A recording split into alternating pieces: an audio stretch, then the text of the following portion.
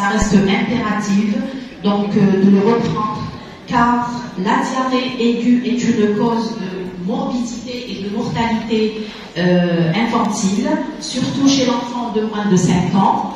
On a eu quand même un taux qui était presque à 7 millions en 2011, donc 80% c'était des enfants de moins de 2 ans. Il faut savoir que la déshydratation est la principale complication qui est responsable de cette mortalité, raison pour laquelle l'OMS a récemment donc établi de nouvelles recommandations qui sont destinées à réduire ce taux de mortalité imputable à la diarrhée. Alors, comment définissons une diarrhée aiguë? Comme vous le savez, c'est une émission de sel liquide plus de 3 par jour. Donc, sur une évolution qui reste quand même jusqu'à 1 semaine. Pour certains auteurs, ça peut aller jusqu'à 14 jours. Je ferai ici une petite remarque. Donc, je demande aux confrères toujours de faire un interrogatoire convenablement avec la maman. Parce qu'il y a des mamans jeunes qui confondent les selles ou les maternelles et qui viennent vous consulter donc, pour dire que mon enfant fait de la diarrhée.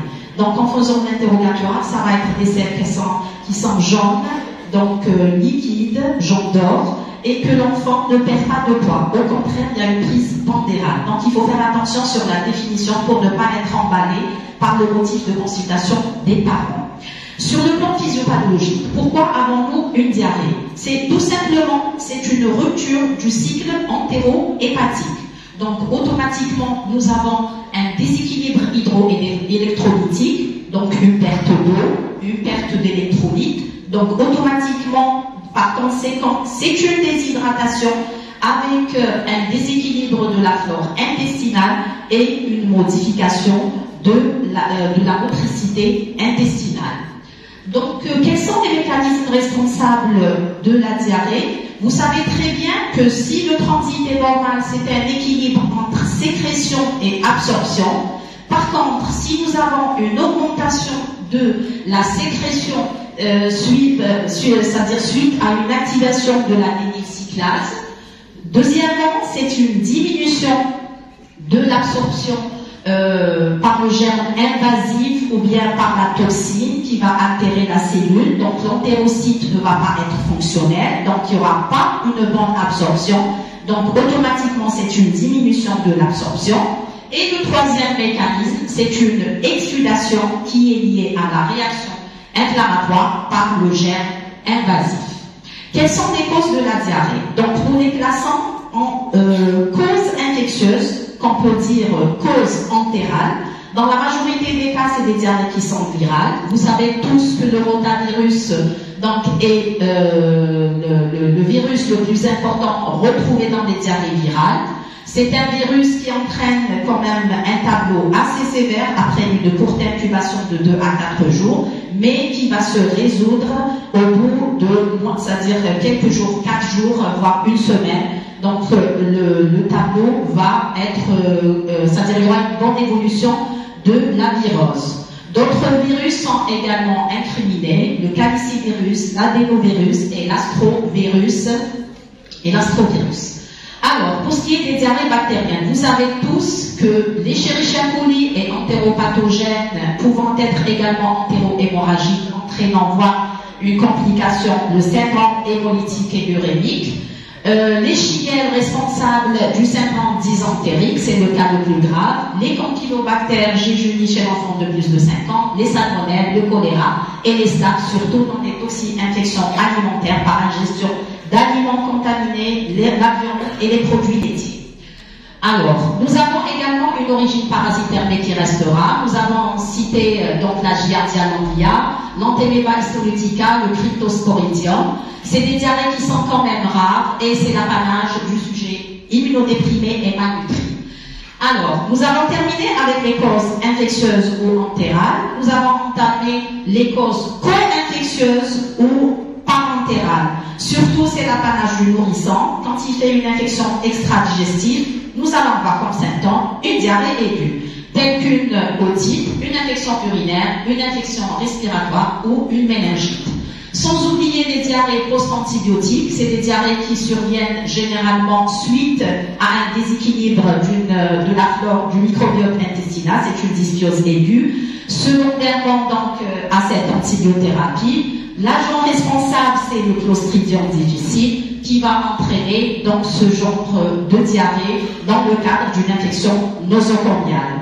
Sans oublier, donc il n'y a pas sur les plaques, mais je signale les diarrhées suite à une erreur diététique. On peut avoir une diarrhée aiguë et également un début aigu d'une allergie alimentaire. Alors, devant un nourrisson qui fait de la diarrhée, nous sommes obligatoirement, donc on est obligé de poser ce diagnostic. Donc, vérifiez toujours, est-ce que le nourrisson fait une diarrhée ou pas? Ça, c'est en première intention. En deuxième intention, il faut toujours évaluer l'intensité de cette diarrhée afin de pouvoir, c'est-à-dire décider de la conduite à tenir, de notre prise en charge, parce que ça diffère entre les différents types de diarrhée. Nous avons des signes aussi cliniques qui peuvent nous orienter vers des origines, telles qu'une température qui dépasse les 40, la présence de sang dans les selles, des douleurs abdominales, une implication du système nerveux central, enfin, plutôt nous orienter vers une origine bactérienne. Cependant, la présence de vomissements, également de signes respiratoires, ça va plutôt nous orienter vers une origine virale. Alors, une fois qu'on a posé le diagnostic de déshydratation, nous devons la classer. Vous savez très bien que cette déshydratation peut être minime quand la perte de poids elle est inférieure à 5%. Elle est, elle est de légère à modérée quand la perte de poids elle est entre 5 et 10%, et quand ça dépasse les 10%, ça reste une déshydratation qui est sévère. Toujours également évaluer l'état nutritionnel, une étape très très importante parce que tout simplement la déshydratation qui est sur un nourrisson qui est malnutri, c'est encore plus difficile à prendre en charge. Donc évaluation de l'état nutritionnel est primordiale dans un examen clinique en prenant un poids, une taille et en vérifiant le pallicule adipeux. Toujours rechercher des signes d'acidose. Pourquoi? Parce que aussi ça va nous guider dans la prise en charge, dans une déshydratation sévère, qui sont, comme vous le connaissez, le myosis, les marbrures et la polyprée. Alors, vous savez tous qu'une déshydratation, comment poser un diagnostic? Il y a la palpation, il y a l'observation. Toujours apprenez à observer l'enfant. Quand on observe l'enfant, on vérifie son état général. On va voir si c'est un enfant qui pleure sans larmes, s'il est assoiffé, si ses muqueuses sont sèches, si en palpant, on va essayer de voir le pli cutané, est-ce qu'il s'efface ou il ne s'efface pas. En observant, on va voir si c'est des yeux qui sont creux avec une hypotonie des globes oculaires. On peut palper également ou observer une dépression de la fontanelle antérieure, mais le plus grave et le plus important, c'est de savoir, dépister les signes de choc hypovolémique, parce qu'on peut être quand même devant une déshydratation sévère pour pouvoir orienter cet enfant vers une hospitalisation et une réanimation. Donc, à savoir, une tachycardie, bien sûr des signes de vasoconstriction, donc un temps de recoloration, il faut essayer toujours de vérifier le temps de recoloration qui est allongé, qui va dépasser les 3 secondes. Palper l'enfant pour vérifier la froideur des extrémités et marbrure et intégrie. Bon, je vais en passer polyprée et également une hypotension artérielle. Alors, là, vous avez rapidement des scores, un score de Gamino, c'est-à-dire sans pour autant avoir un poids antérieur pour pouvoir calculer la perte de poids, ce qui est idéal. Là également, c'est un tableau qui va nous aider à choisir le plan de traitement. Si vous voulez le prendre, ça va vous aider dans votre pratique. Alors, quels sont les facteurs de risque? Il y a une population à risque et une population qu'on doit hospitaliser. Alors, ceux qui sont à risque d'hospitalisation, c'est un nourrisson de moins de 6 mois. La fréquence des selles qui dépasse les 8 par jour ou une selle par heure, des vomissements de plus de 4 fois par jour, une absence de prise de SRO et une pathologie sous-jacente. L'hospitalisation est indiquée en cas de déshydratation sévère, de choc hypovolémique, de vomissement réfractaire, un nourrisson de moins de 3 mois, des petits poids de naissance et échec à la réhydratation orale, des troubles neurologiques et en fin de compte de mauvaises conditions socio-économiques. Alors, les examens complémentaires, un mot, n'indiquez surtout pas rapidement une coproculture. La coproculture a ses indications. Une diarrhée, elle est ressemblante, mucopurulente, une diarrhée qui est prolongée, un syndrome infectieux qui est sévère, et dans le cadre chez l'immunodéprimé, des gens qui sont de retour de pays d'outre-mer, ou bien devant un tableau, c'est-à-dire de toxi-infection alimentaire en collectivité, ou bien des gens qui entourent une shigellose avérée. La prise en charge. L'objectif, nous avons deux objectifs. Le premier, c'est de prévenir et de corriger la déshydratation si elle est là. Et la deuxième recommandation qui est très importante, qui est nouvelle, c'est l'utilisation du zinc. Donc chez l'enfant, on va utiliser du zinc, ça va prévenir une diarrhée aiguë dans les 3 prochains mois, donc chez l'enfant de moins de 5 ans. Également, le nouveau défi et les progrès sont sur les solutés de réhydratation qui sont d'osmolarité réduite. C'est vraiment un défi, qui sont passés de 311 à 245 milliosmoles. En fait, quand vous avez également la réhydratation orale qui doit... Donc, il faut toujours apprendre à la maman comment réhydrater, parce que la réhydratation et la réalimentation sont les pierres angulaires du traitement. Alors, comment réhydrater? Donc, je vais être rapide, je pense que je vais passer rapidement sur les plans de traitement. Là, c'est un tableau qui va nous montrer les quantités à récupérer antérieures, en cours et les rations de base, donc pour les plans A, B et C.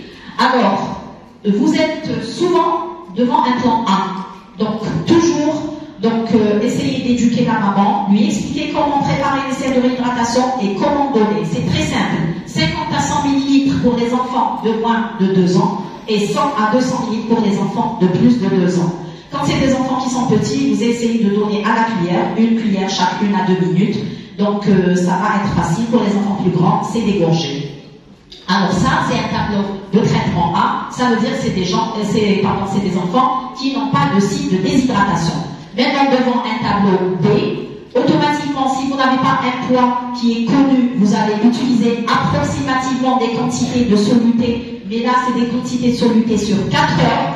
Par contre, si vous avez un poids connu, c'est 200 cc par kilo, dont la moitié de cette quantité va être donnée en 4 à 6 heures.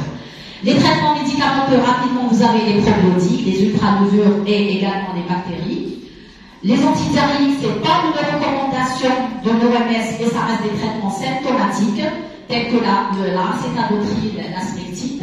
Très important, ne jamais donner de la loperamide, ni d'ANS, ni d'antiseptiques intestinaux. L'antibiothérapie. Alors, l'antibiothérapie a ses indications, c'est des diarrhées ressemblantes. Quand vous avez une preuve microbiologique, quand c'est un syndrome infectieux qui est sévère, ou bien c'est des syndromes de toxi-infection. Alors, tenir compte toujours de l'épidémiologie, de la clinique, des circonstances de survenue et également de la durée d'évolution et de la documentation. Alors, les 2 antibiotiques de première intention, l'azithromycine, le métronidazole. En deuxième intention, Bactrim, ciprofloxacine et la cifloxime. Et la prévention reste quand même un chapitre important. Promouvoir l'allaitement maternel, parce que tout simplement l'allaitement, il va réduire l'incidence de cette diarrhée. Deuxième des choses, il faut essayer d'améliorer les conditions d'hygiène par la prévention de la transmission, l'alimentation en eau potable. Il faut toujours essayer de rompre le cycle de transmission orophécale par un simple geste qui est le lavage des mains. Et en dernier recours, la dernière recommandation de l'OMS, c'est d'intégrer la vaccination au rotavirus, mais ça reste quand même un vaccin cher. Actuellement, ce n'est pas encore disponible. Donc, en conclusion, la diarrhée aiguë, c'est une pathologie qui reste principalement d'origine virale, qui doit bénéficier d'une réhydratation et d'une réalimentation. En cas d'insuffisance d'utilisation de SRO, automatiquement, on va augmenter l'incidence de l'hospitalisation et un recyclage périodique des agents de santé est impératif pour éviter d'augmenter le nombre d'hospitalisations.